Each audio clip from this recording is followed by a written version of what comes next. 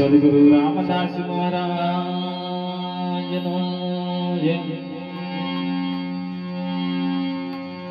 બાપા અવિચલદાસ મહારાજનો જય. સદગુરુ મૂળદાસ મહારાજનો જય. બાપુ પંચનરામ મહારાજનો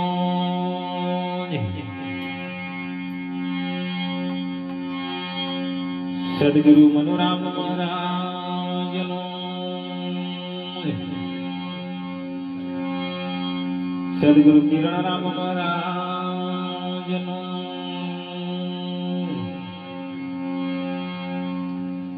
હરિગુરુ સંતનો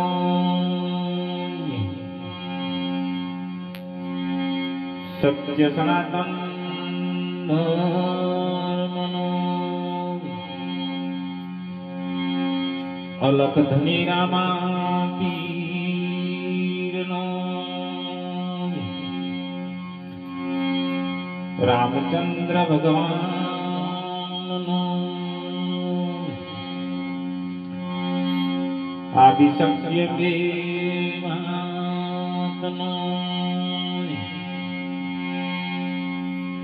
ગજાનંદ ગણપતિ મહારાજનો પવન સુધ હનુમાનનો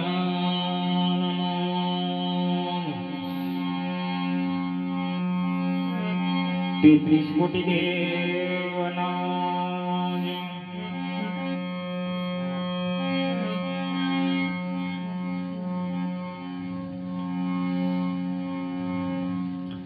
હવે આજ રોજ ગામ ઈટવાડી એવા પ્રેમી હંસ ભક્ત શ્રી જનાભાઈ અને એમના ધર્મપત્ની અને એમના પુત્ર પરિવાર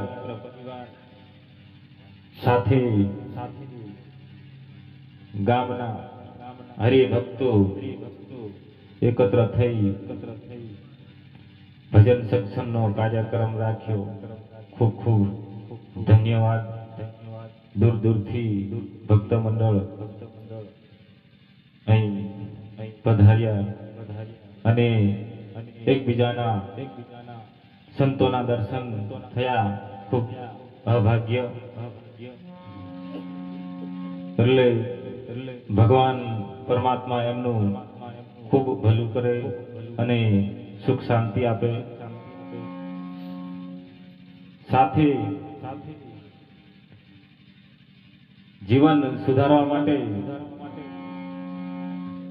આ મનુષ્ય દેહ મળ્યો, પણ ભજન કરી અને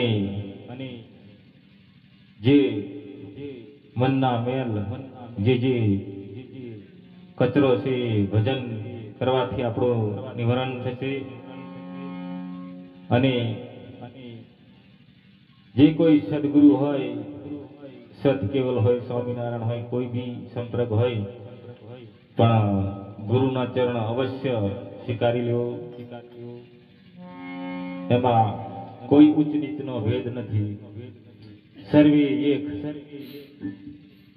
કેમ કે નામથી અને રૂપથી અલગ લાગશે નહીં તો સર્વે એક જ. એમાં કોઈ જુદા છે નહીં. ગમે તે ઈષ્ટદેવની ભક્તિ કરતા, કોઈ તો માતાની કરતા,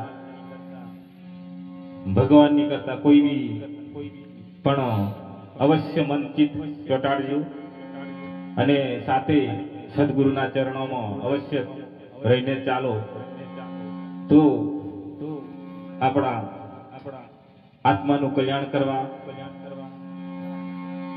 કેમ કે જ્યાં સુધી આ દેહ ટકે ત્યાં સુધી આપણો એક તક છે. એટલે જન્મ મરણના ચક્રમાંથી છૂટવા માટે સદગુરુના ચરણે અવશ્ય પહોંચી જવું. કોઈ સંપ્રદાય કોઈ પંથાપંથી જોવા નથી રહેવાનું. સંત હોય ત્યાં નમન કરી લેવું અને 3 વાર મસ્તક નમાવી અને ચરણો સ્પર્શ કરી લેવું. એટલે કીધું કે હિન્દુ ધર્મની અંદર સત્ય સનાતન ધર્મ સ કહેતા એટલા શબ્દ, ત કહેતા તન અને અ કહેતા આત્મા, એ આપણો ધર્મ છે. અવશ્ય સાથે અલગ ધણીની છેક 4 યુગથી ભગવાન યુગથી સંતો તાર્યા અને અત્યારે કળિયુગની અંદર ભગવાનની નામની અને સદગુરુના ચરણોમાંથી અવશ્ય કળિયુગની અંદર સંતો તરસે. કેમ કે સદગુરુની દયા વિના સપને નહીં સત્કન. કેમ કે ગમે એવા કર્મોમાંથી નષ્ટ કરી અને સતના માર્ગે લઈ જાય. એટલે હમણાં પેલા પાલાથી ભક્તશ્રી ભજન બહુ સુંદર ગાયું કે ગડપણમાં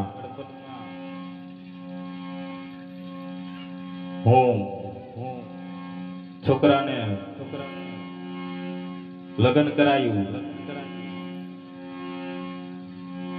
અને લગ્ન એટલે છોકરો એટલે શબ્દ, સુરતા એટલે નારી. એ સદગુરુના ચરણોમાં જાય ત્યારે લગ્ન થાય. શબ્દ અને સુરતા જો એક શિવ અને શક્તિ એક રૂપ થયું તો